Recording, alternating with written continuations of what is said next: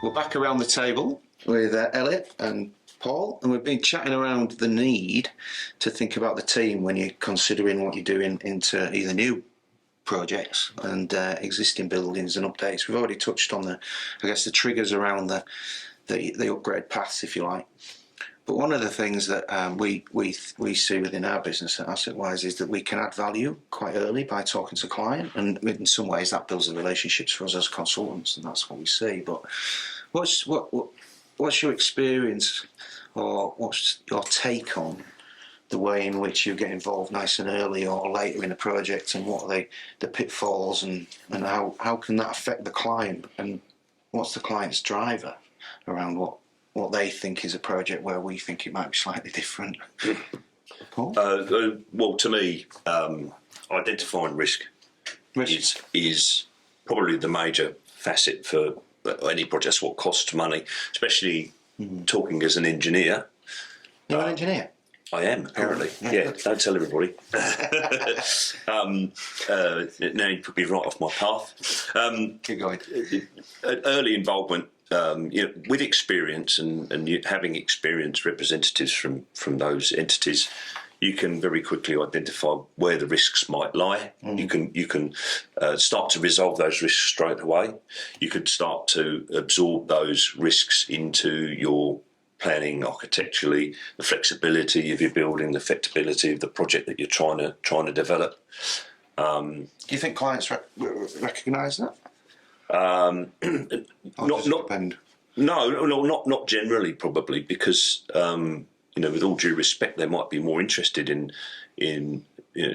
obviously they'll have a budget to be working to, no doubt, but they'll be more interested in what it's going to look like, how it's going to attract people, and not necessarily look at the hidden components like the services, like the safety of a building, because they're not obvious to them. Whereas if you look at those and identify those components in the early stages of any development, you're managing it all the way through your design process. Even if it gets to a point where you finished your scheme design and it doesn't go because it's going to cost too much money, or it's too difficult, or whatever, you won't necessarily have wasted that time, because you might be looking at something completely different in the future. Future-proofing, that's a big word in the market at the minute. We want to future-proof this building and all this. How do you do that? I mean, if you're working on a project at the moment to try and deliver whatever it is, how do you future-proof something? How can you see into the future? You mentioned something earlier about the processes by which you go into any design or any project, really. I mean, we talked about the upfront. Get the brains trust there, because that'll give you the good input later. But as you go through the project, some of the things that you might think about are not necessarily today, but what we're thinking about later. And I suppose where we are at the minute, we're in a lot of change with existing buildings. So how you future-proof, it's a bit hard, isn't it? You know what I mean? I mean, what's your process of? Future-proofing is a good one, because I think you can look near term, medium, and obviously far. And if you're on a project, your future-proof strategy might be right.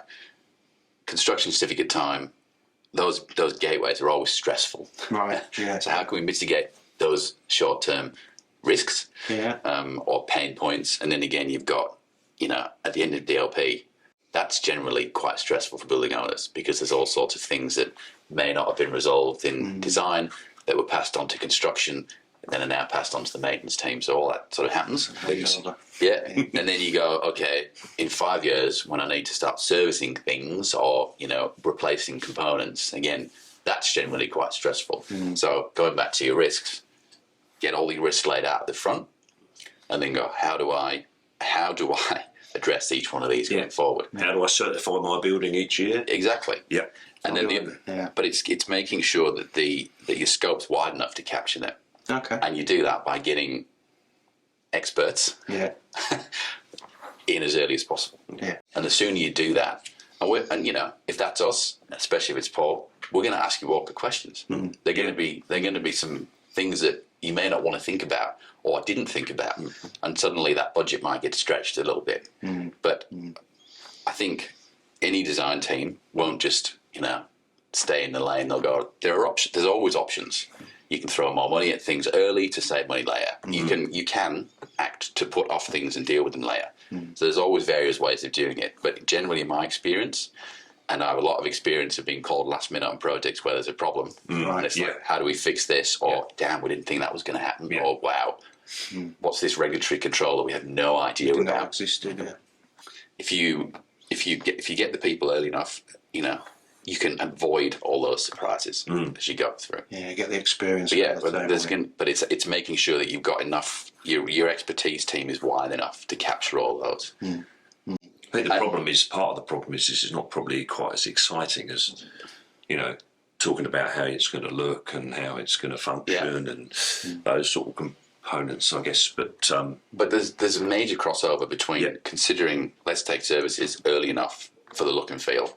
I'm not a service engineer, but you're going to talk about ceiling heights, bulkheads that turn up because of weird duct that suddenly has to go in. Yeah. Or where's my fire hydrant going to go? Where's my substation going to go? Yeah, all that sort of stuff. So there is a direct link between how pleasing an environment is and the services. For sure, absolutely. Well, it can affect how it looks. That's the reality. Yeah. And if you can, I think if you can integrate it as well, it can make a better output. The thing as well is I think what we're talking about here is if you've got that upfront involvement, that experience levels into it, by the time you get to a place where you get called in, or you're not called in at last minute to fix something because it hasn't been considered, you're saving yourself money anyway. Yep. So, you know, the fee that we're talking about, if you like, at the beginning for feasibility, understanding the process, the project, whatever.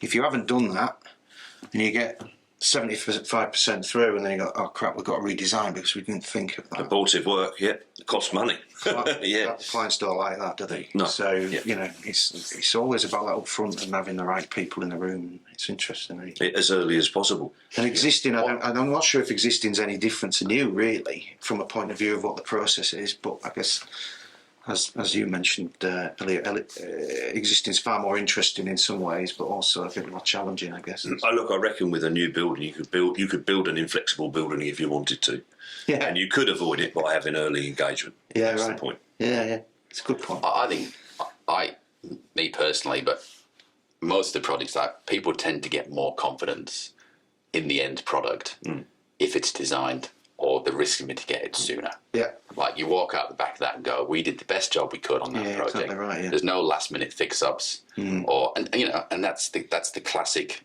stereotype of the fire engineer. I mean, I'll say it, you know, there's the magical dust that gets sprinkled at the end of the project and something just goes away. Right. You know, people look beyond the engineering side of actually what happens at that point, because it all happens super quick to fix this problem that no one knew was going to happen. That's now going to cost a whole heap of cash that nobody had.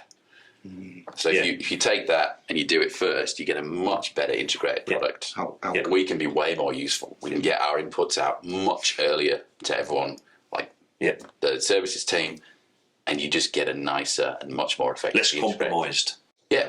And then that's what I like at the end. Where you're like, oh man, that went really well. Yeah. You know, but it feels. Why don't we always do this? But it feels like it feels like you've done a good job. There's no like sticking plasters over ugly wounds or anything like that.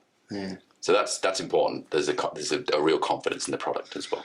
Yeah, and I guess with existing buildings, especially with the stuff we've already spoke around, the need for compliance, the things that change when you do change a building and all that. Fire, BCA, the PCA, and the services are so relevant. You know, it's, in many ways, they're more relevant than the finish and what it's going to look like. To be honest, because that's where the pain comes. Building's got to function afterwards. That's the reality. Yeah, that's true. Interesting, isn't it? Yeah, good. Thanks, guys.